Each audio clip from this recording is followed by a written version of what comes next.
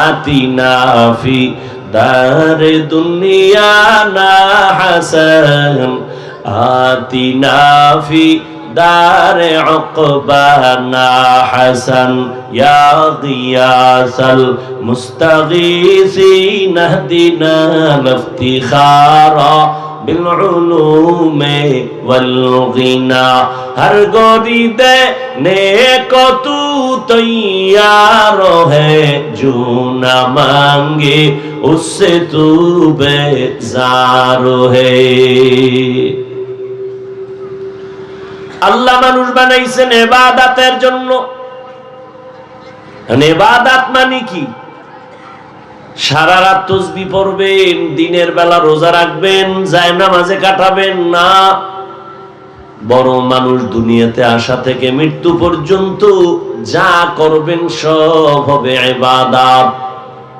খানা খাবেন তাও ইবাদত, ঘুমাবেন ইবাদত, বাজারে যাবেন তাও হবে ইবাদত, লেখাপড়া করেন ইবাদত, চাকরি করেন ইবাদত, ব্যবসা করেন ইবাদত, হাসবেন ইবাদত, কান্না করবেন তাও ইবাদত।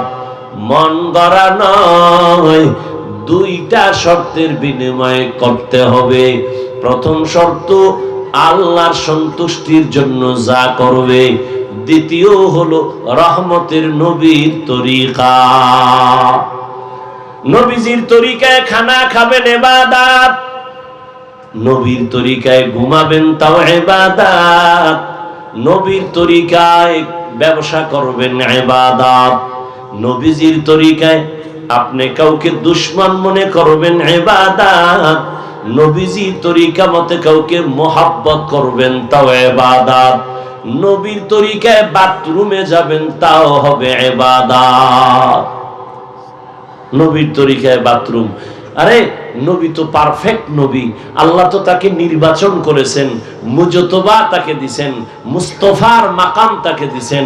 তিনি তো মুজতবা, তিনি তো মুস্তফা, তিনি তো আল্লাহর এত প্রিয় সিলেকশন করা প্রিয় ব্যক্তি যে মুসা নবীও আল্লাহর বন্ধু, ঈসা নবীও আল্লাহর বন্ধু, ইব্রাহিম নবী আল্লাহর বন্ধু, রহমতের নবীও আল্লাহর বন্ধু। ব্যবধান কি? সব নবী সব রসুল আল্লাহর আশিক, আর আল্লাহ শুধু রসুল আমার মুহাম্মদের আশিক। ব্যবধান আছে না নাই? যে আল্লাহ আমার নবীর আশিক,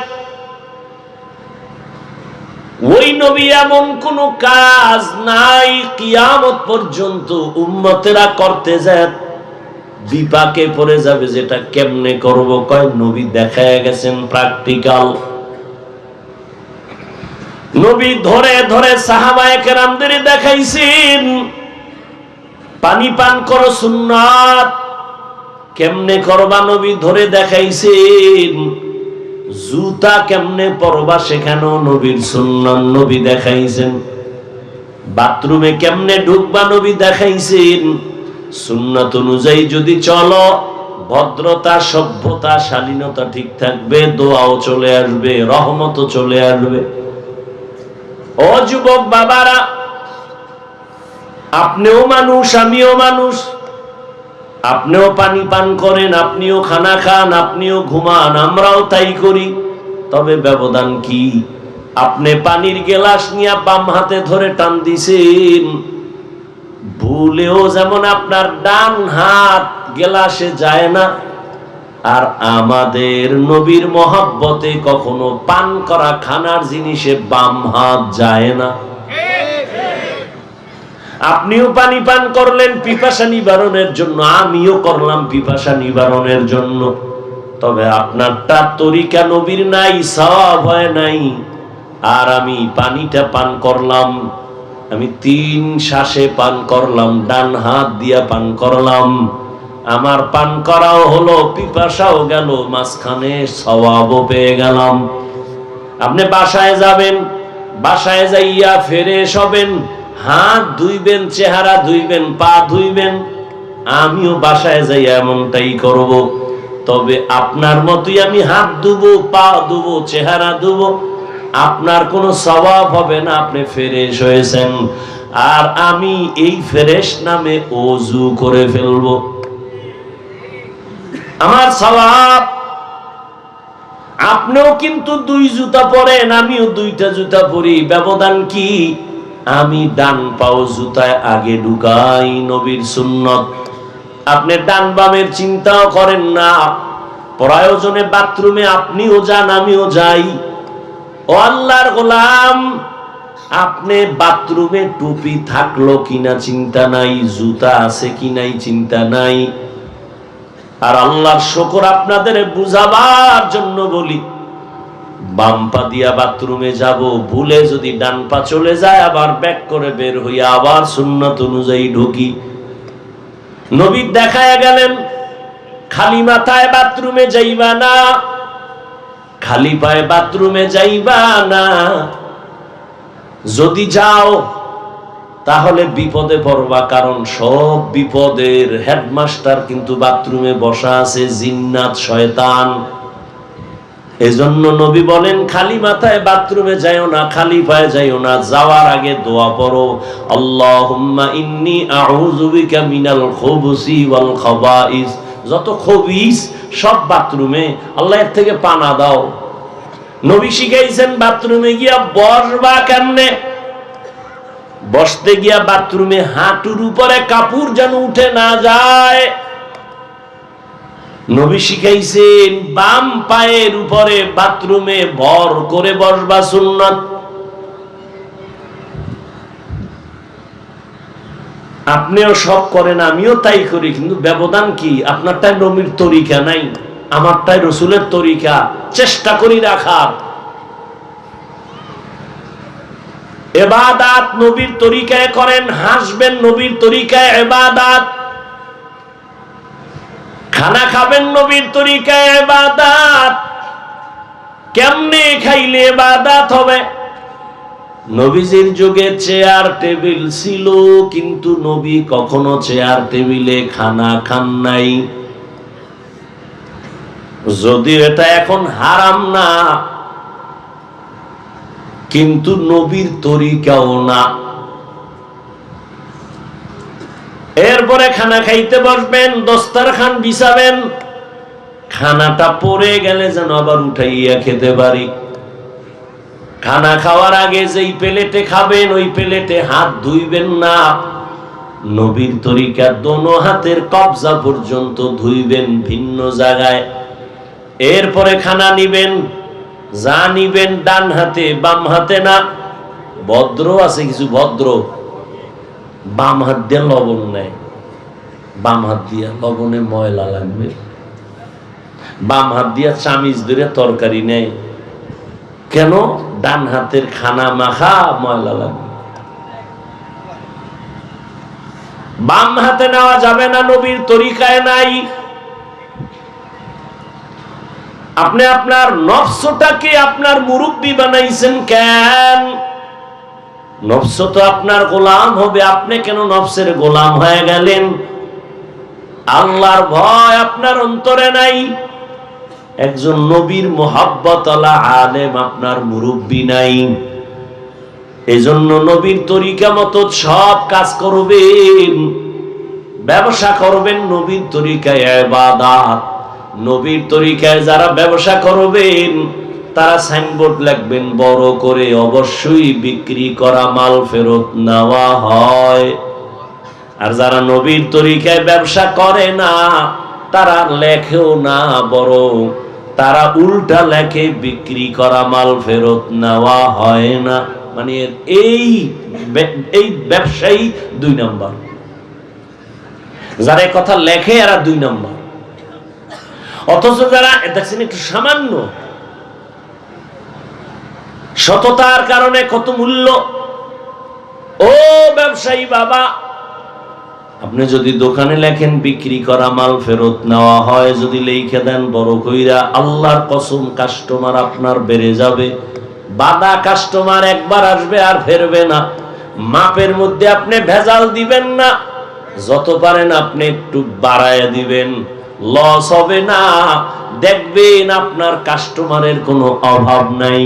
মিথ্যা কথা বলবেন না, খবরদার। ব্যবসার লাইনে ঢাকার থেকে আপনি কাপড় কিনে আনছেন, আপনার কোটালীপাড়া বাজারের দোকানে কিনছেন একটা লুঙ্গি 150 টাকা, কোটালীপাড়ার দোকানে উঠতে আরো গেছে 50 খরচ, কত হইল? 200। কেন কাস্টমার যদি জিগায় ভাই লুঙ্গি কত, আপনি বললেন 250 টাকা, কিনছেন কত? আপনি কিনছেন 150, খরচ 50। যদি বলি এই ফালান কিনছি আমি 200, মিথ্যা কথার কারণে আপনার ব্যবসা হারাম। আপনি 200 টাকা কিনছেন, কত? তো 200 বলেন কেন? আপনি সরল মনে বলবেন ভাই কিনছি লুঙ্গি 150, আমার খরচ আছে 50, লাভ দাও 50। সত্য কথাটা বললে মানুষ কলিজা দিবে, এরকম সত্যবাদী পাওয়া যায় না। আরে 50 খায় 100 দিলেও দিলটা শান্তি হয়ে যায়। আর যদি কেউ টের পায় যে তুমি ডেইলি 200 100 মিছা কথা কয়ে নিছো, একদিন টের পাইছে, ও কইছে মইরা গেল, এই ওর দোকানে যাবি না, ও বাটপা, ও ধোকাবাজ, ও চরম রাসূলের দুশমন।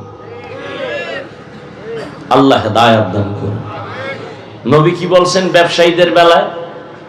আত-তাজিরু সুদুকুল আমিন মা'আন নাবিয়্যিন ওয়াস সিদ্দিকিন ওয়াস শুহাদা। যারা সঠিকভাবে ব্যবসা করবে, কাস্টমারের ঠকায় না, ধোঁকা দেয় না, নবী বলেন ও ব্যবসায়ীরা নবীর সাথে জান্নাতে থাকবা। ও বাবারা, সন্তান লালন পালন করেন নবীর তরিকায়, টাকা ব্যয় করবেন, সওয়াব আর সওয়াব। মসজিদে দিলে সওয়াব, মাদ্রাসায় দান করলে সওয়াব। একটা স্বামী পাগলের মতো দিন নাই রাত নাই, সকালে নাস্তা নাই, দুপুরে খানা নাই, দৌড়ায় পাগলের মতো কামাই করে, নিজের জন্য করে না, স্ত্রী আর সন্তানের মুখে হাসি ফুটাবার জন্য করে। টাইম মতো খানা নাই, টাইম মতো ঘুম নাই, স্ত্রীর জন্য হাসি ফুটানোর জন্য স্ত্রী আবদার করে, স্বামীর পকেটে টাকা নাই, বন্ধুরে গোপনে গিয়া কয় আমারে কিছু টাকা ধার দাও, আমি কিছু মাল কিনবো। বন্ধুর থেকে টাকা ধার করে স্ত্রীর জন্য আবদার রক্ষা কইরা বাসায় যায়। স্ত্রী বুঝলো না স্বামী কি পরিমাণ কষ্ট করলো, আবার স্বামী বেচারাও কষ্ট পায়, এত দিয়াও কষ্ট করে যে দিলাম, স্ত্রী শুকর আদায় করলো না। আল্লাহ বলে ও স্বামীর চেয়ারে যে আছো শুকর আদায় কর, এই মালটা দান করলে যা পাইতি স্ত্রীকে দিছো, সন্তানের পেছনে দিছো, এটাতেও ওই পরিমাণ সওয়াব পেয়ে যাবি। এক লোকমা খানা স্ত্রীকে দিতেছেন, এটাও সাদকার সমান সওয়াব হবে। 1 টাকাও বৃথা যাবে না, করায় গন্ডায় নেকের পাল্লায় উঠে যাবে। সন্তানের পিছনে কত টাকা ব্যয় করছেন, তবে সন্তান গাঞ্জা খায় কিনা এই টাকা দিয়া এই হিসাব আবার মাথায় থাকতে হবে। কারণ বহু সন্তান বাবার টাকা নিয়ে গুনাহের কাজে ব্যয় করে। এই জন্য ইবাদত, আল্লাহ মানুষের জিন বানাইছেন ইবাদতের জন্য। 5 বেলার নামাজ পড়বেন ইবাদত। 24 ঘন্টা যে শুধু আল্লাহ আল্লাহ করবেন, আল্লাহ তা চায় না। ব্যবসা করো, বাধা নাই, চাকরি করো, লেখাপড়া করো, আমি আল্লাহ ইবাদতের জন্য বানাইছি, ব্যবসাটাকে ইবাদত বানায়া করো। রাজনীতিও যদি করো ইবাদত হিসাবে করো। কি রাজনীতিও যদি করো নবীর তরিকায় করো। নবী কেমনে রাজনীতি করছেন? নবী করেন নাই? ওমরে ফারুক রাজনীতি করেছেন, কিন্তু বর্তমান দুনিয়ার এই ধান্দাবাজি দুর্নীতি কোন ইসলামে সমর্থন করে না, নবীও করেন নাই। ইসলাম তো এমন পবিত্র ধর্ম যে মালিক আর গোলাম এক প্লেটে খায়। মালিক আর গোলাম এক প্লেটে খায়। এখনো সৌদি আরব যান, নবীর সেই সুন্নাত ওরা ধরে রাখছে।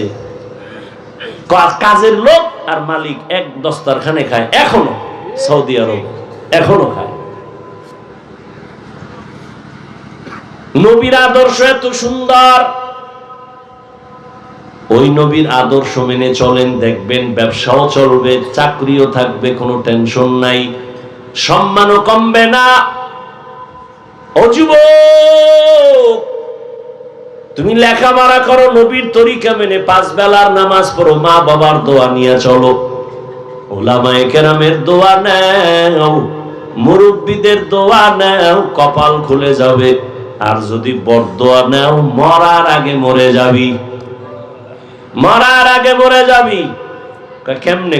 রুহু থাকবে, দেহ থাকবে না, হাত থাকবে, শক্তি থাকবে না, চোখ থাকবে, পাওয়ার থাকবে না। বিছানায় শুয়া পঙ্গু হইয়া কান্না করবি, চোখের পানি মোছার আপন কাউরে পাবি না। ডাক্তারও যদি হও, অনুরোধ করে গেলাম, ডাক্তার হও, ইঞ্জিনিয়ার হও, তবে বেয়াদব হইও না রে বাবা। যদি আদবওয়ালা ডাক্তার হও, মানুষ মাথায় নিয়ে তোমার প্রশংসা করবে।